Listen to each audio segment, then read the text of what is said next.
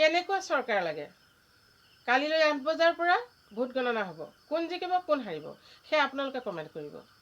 আমাক এনেকুৱা এখন চৰকাৰ লাগে যিখন চৰকাৰ হ'লে আমি মহিলাসকল আৰু ছোৱালীবোৰ নিৰ্ভয় মনে ৰাতিও ঘূৰি ফুৰিব পাৰোঁ।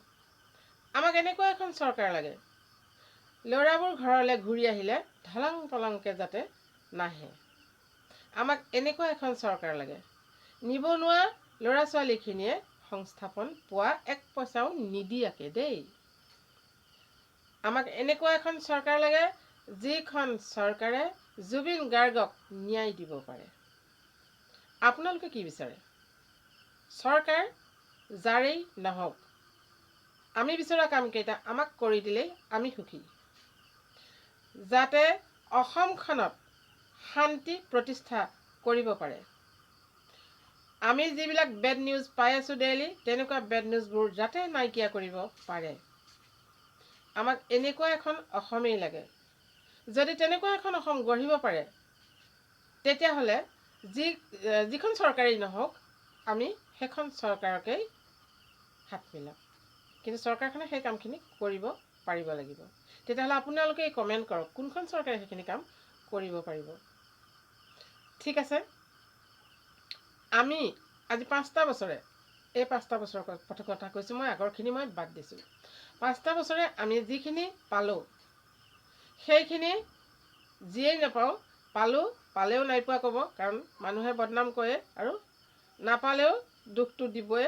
কিন্তু এটা কথা মন কৰিব, এতিয়া আমি যেনেকৈ মুকলিমূৰীয়াকৈ আছোঁ তেনেকৈ মুকলিমূৰীয়াকৈ সেই সময়ত আমি থাকিব নোৱাৰিছিলোঁ।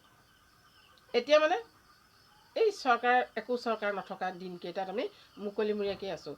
তাৰমানে এই চৰকাৰ নোহোৱা দিনকেইটাত আমি বেড নিউজ এটা নাই পোৱা। চৰকাৰ গঠন হ'লেই কিন্তু বেড নিউজ পামেই আৰু একেবাৰে যিটো বেয়া সেইটো নিউজ নাই পোৱা। সেইকাৰণেহে মই কৈছোঁ সেইবিলাক আচলতে চাব পাৰিব লাগিব।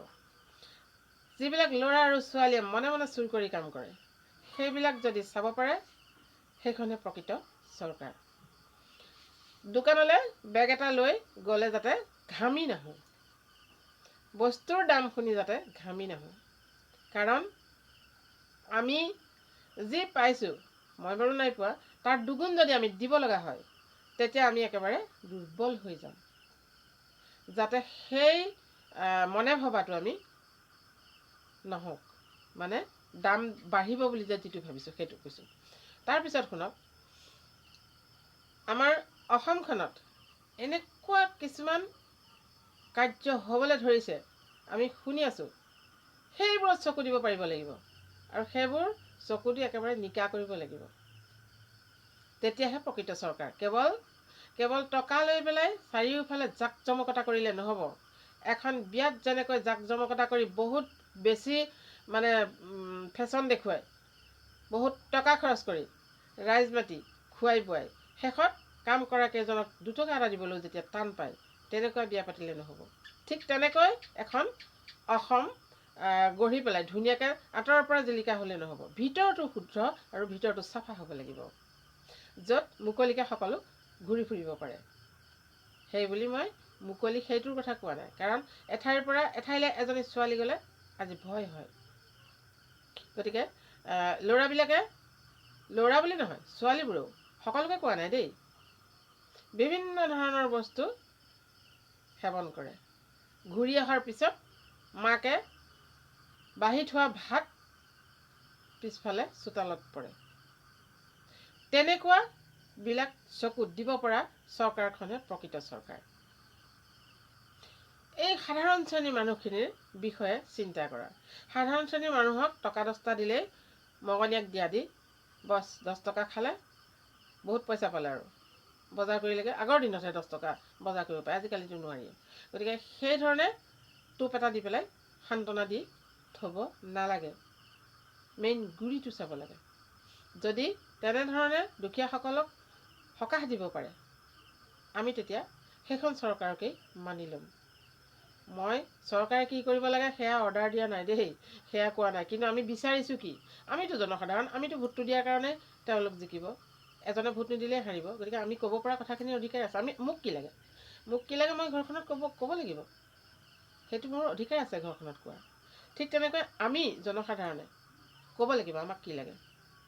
আমি এটাই বিচাৰোঁ, নিকা শান্তিপূৰ্ণ এখন অসম আমি পাব লাগে।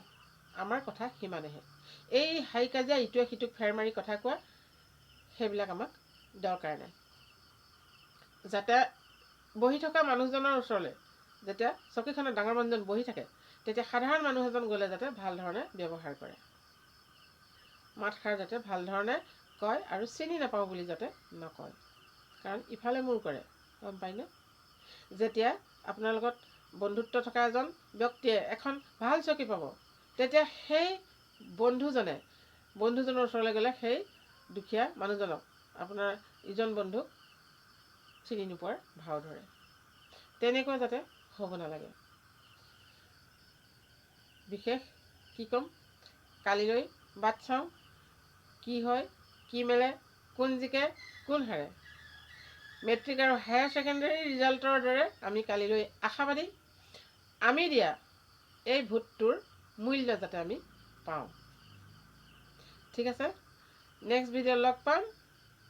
আপোনালোকে চেনেলটো ছাবস্ক্ৰাইব কৰিব আৰু এটা কমেণ্ট দিব। Thank U.